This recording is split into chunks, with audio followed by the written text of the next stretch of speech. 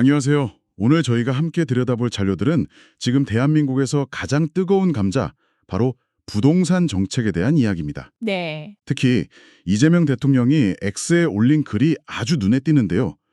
다주택자들을 향해서 이번이 마지막 탈출 기회라고 굉장히 강력한 경고장을 날렸습니다. 네, 이게 그냥 말로만 하는 게 아니라 실제 정책의 변화를 예고하는 뭐랄까 신호탄 같은 거죠. 신호탄이요? 네, 청와대에서 공식적으로 확인을 해줬거든요.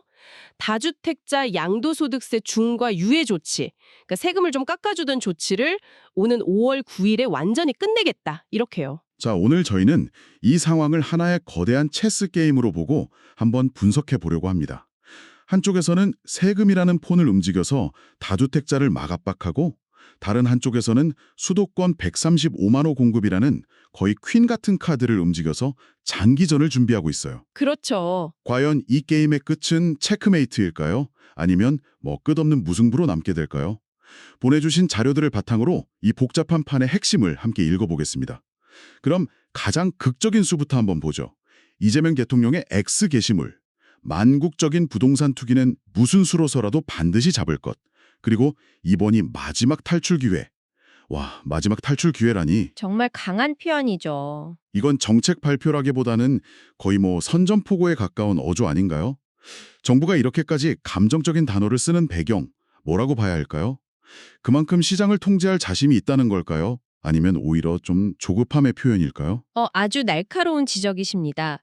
여기서 핵심은 왜 지금 이 시점이 마지막 기회인가 하는 거죠. 네, 왜 하필 지금일까? 여성신문 기사를 보면 청와대 대변인이 5월 9일이라는 날짜를 딱 못 박았습니다. 이 다주택자 양도세 중과 유예라는 제도는 사실 윤석열 정부에서 시장 연착륙을 위해서 시작했던 거거든요. 아, 원래 있던 제도였군요. 네, 그걸 한시적으로 연장해오던 조치였는데 이걸 이제 끝내겠다는 건 더 이상 시간을 주지 않겠다는 최후 통첩인 셈입니다. 그러니까 그 유예 조치라는 게 뭔지 조금만 더 쉽게 풀어주실 수 있을까요? 이게 다주택자들한테 한시적인 사면권을 준 거랑 비슷하다고 보시면 돼요. 사면권이요? 네, 원래대로라면 집 팔 때 엄청난 세금 벌금을 내야 하는데 5월 9일까지 자진해서 집을 팔면 이번 한 번은 눈 감아주고 했다는 거죠. 다주택자들에게 세금 부담을 확 낮춰줄 테니 제발 시장에 집 좀 내놓으라는 일종의 퇴로를 열어준 거였어요. 아, 그런데 이제 그 사면 기간이 끝나고 다시 원칙대로 법을 집행하겠다는 겁니다. 알겠습니다. 5월 9일이라는 데드라인으로 다주택자들을 코너로 모는 셈이군요. 대통령이 자신의 공약 이행률이 95%라고 강조한 것도 이런 맥락에서 보면 이번엔 빈말이 아닐 거다라는 압박 수위를 높이는 장치로 보이네요. 정확합니다. 이제 공은 다주택자들에게 넘어간 거죠. 이 마지막 기회를 잡고 매물을 내놓을 것이냐 아니면 세금 폭탄을 감수하고 버틸 것이냐 정부는 전자를 유도하고 있는 거고요. 그런데 압박만 해서는 시장이 얼어붙기만 할 뿐 이게 근본적인 해결책이 되기는 좀 어렵지 않습니까? 이 사람들이 집을 팔게 만들었다면 그 다음은 뭔가요? 시장에 새로운 희망을 줄 만한 소위 말하면 당근에 해당하는 카드 이런 건 없었나요? 물론 있습니다. 바로 이 정부의 투트랙 전략이죠. 투트랙. 네, 한쪽으로는 세금으로 수요를 억제하는 동시에 다른 한쪽으로는 아주 파격적인 공급 계획을 내놨습니다. 민주노동연구원 자료를 보면 이 전략이 명확하게 드러나는데요.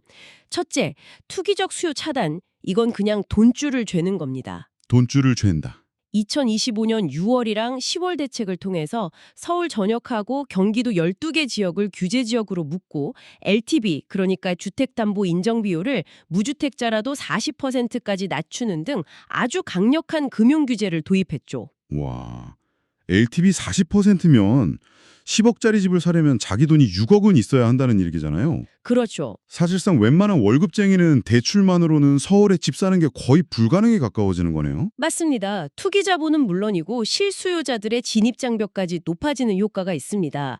이게 바로 이재명 정부 부동산 정책의 가장 큰 딜레마 중 하나인데 그건 나중에 더 이야기해보죠. 어쨌든 이렇게 수요를 억누르면서 꺼내든 비장의 카드가 바로 공급입니다. 바로 그 지점입니다. 2025년 9월에 발표한 수도권 5년간 135만 호 공급. 이건 정말 어마어마한 물량인데 YTN 영상 제목을 보니까 그냥 공급이 아니더라고요. 네. 상상 이상의 주택 공급, 청년의 우선 배정. 이 청년 우선 배정이 핵심 키워드 같습니다.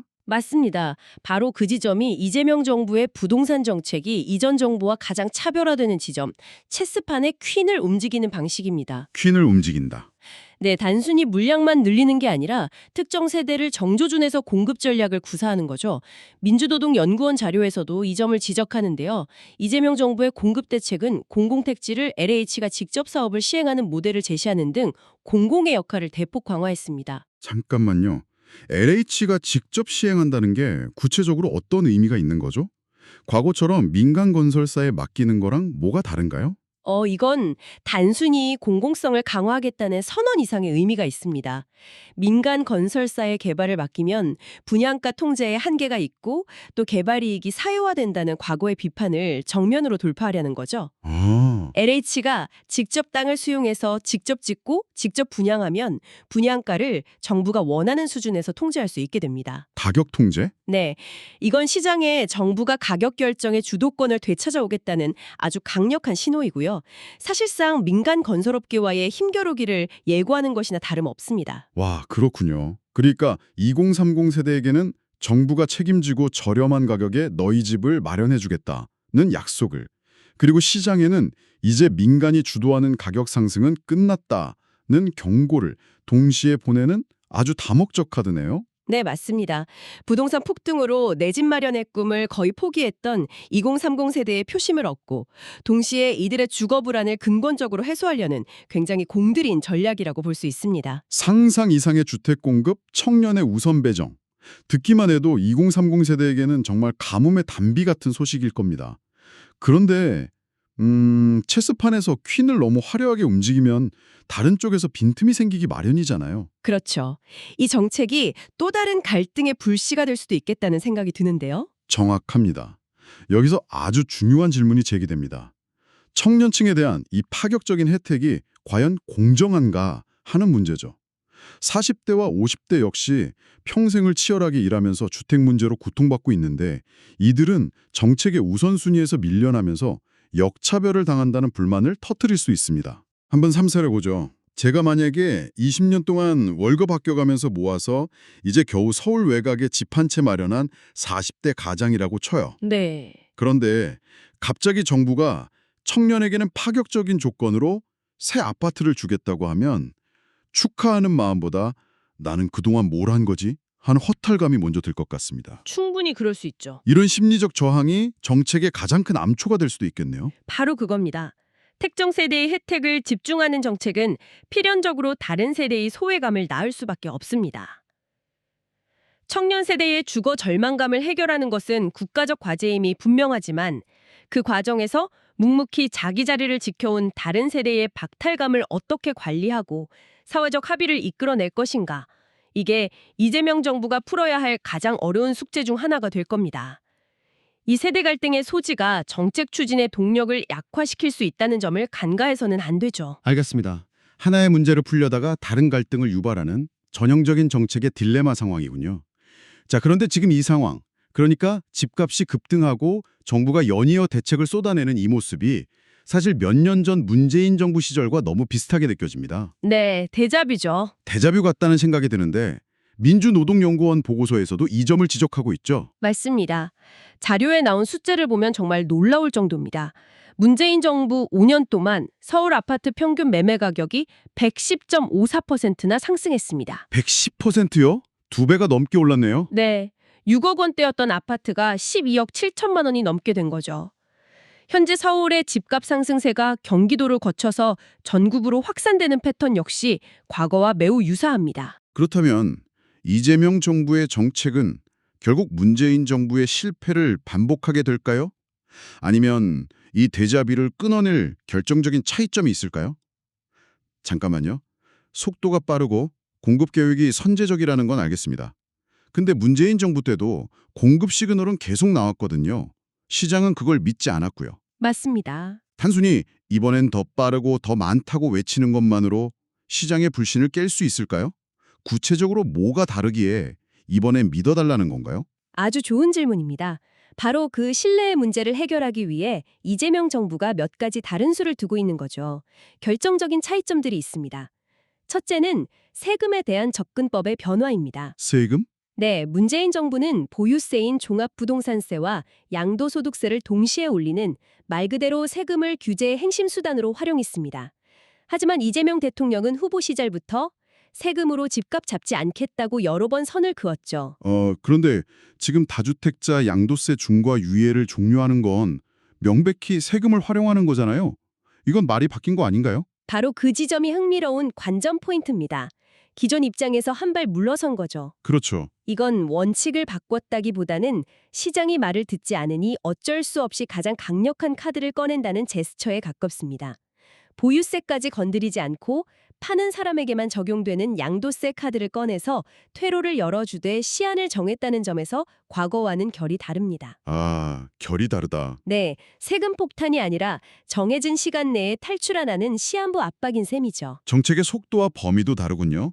민주노동연구원 보고서를 보면 문재인 정부는 일부 과열 지역만 콕 집어 규제하는 핀셋 규제 방식을 썼다가 결국 실패했다는 평가를 받았죠. 네, 그랬죠. 그런데 이재명 정부는 출범 초기에 서울 전역과 경기도 주요 지역을 한꺼번에 규제하는 아주 광범위한 그물망을 던졌습니다. 정확합니다. 핀셋 규제가 두더지 잡기 게임처럼 한 곳을 누르면 다른 곳이 튀어오르는 풍선 효과만 나왔다는 과거의 교훈을 얻은 거죠. 아하. 공급 대책 발표 시점도 결정적으로 다릅니다. 문재인 정부는 임기 후반에 가서야 대규모 공급 대책을 본격적으로 내놓았지만 이재명 정부는 출범 직후인 2025년 9월에 바로 135만 호 공급 계획을 발표했습니다. 시장에 기다리면 공급이 쏟아질 테니 지금 무리해서 집 사지 말라는 선제적인 신호를 보내겠다는 의도가 명확히 보이는 대목이죠. 정리해 보겠습니다. 이재명 정부의 부동산 게임 전략은 5월 9일이라는 데드라인을 설정한 시한부 세금 압박으로 다주택자의 매물을 유도하고 동시에 2030 세대를 정조준한 LH주도 대규모 공공공급이라는 강력한 카드로 시장의 기대를 바꾸려는 시도군요. 네, 맞습니다. 과거의 실패를 반면교사 삼아서 속도와 범위 그리고 공급의 주체까지 바꾼 매우 공격적인 전략으로 보입니다. 여기서 우리가 마지막으로 주목해야 할 것은 이 모든 정책이 결국 시장의 심리를 바꿀 수 있느냐는 점입니다. 심리. 네, 대통령이 X 게시물에서 이런 말을 했어요. 과거에는 부동산이 유일한 투자 수단이었지만 이제는 대체 수단이 생겼다고요. 또 국민의식 조사에서 부동산이 투자 수단 1위에서 2위로 내려앉았다는 점도 덧붙였죠. 이것은 부동산 불패 신화가 더 이상 유효하지 않다는 인식을 시장 참여자들의 머릿속에 심으려는 일종의 심리전입니다. 결국 정책의 성패는 이 심리 전쟁에서 이길 수 있느냐에 달려있다고 볼 수 있습니다. 자, 오늘 이야기를 마무리하며 이런 질문을 한번 던져보고 싶습니다. 정부의 체스 게임은 지금 매우 흥미롭게 진행되고 있습니다. 다주택자들에게 마지막 탈출 기회라며 집을 팔라고 강하게 압박하고 있죠. 네. 그런데 이 정책이 성공하려면 누군가는 그 집을 사줘야 합니다. 과연 강력한 대출 규제와 여전히 높은 가격 속에서 이 마지막 기회에 쏟아져 나올 매물들을 사줄 사람은 누구일까요? 정부가 미래의 주택을 약속한 2030 세대일까요? 그들은 지금 당장 집을 살 돈이 부족한데요? 그렇죠. 아니면 또 다른 누군가일까요? 매물을 시장에 나오게 하려는 정책과 매수를 어렵게 만드는 정책 사이에 이 묘묘한 불일치, 이 모순처럼 보이는 상황이 앞으로 부동산 시장이라는 거대한 체스판을 어떻게 움직이게 될지 한번 생각해 보시는 건 어떨까요?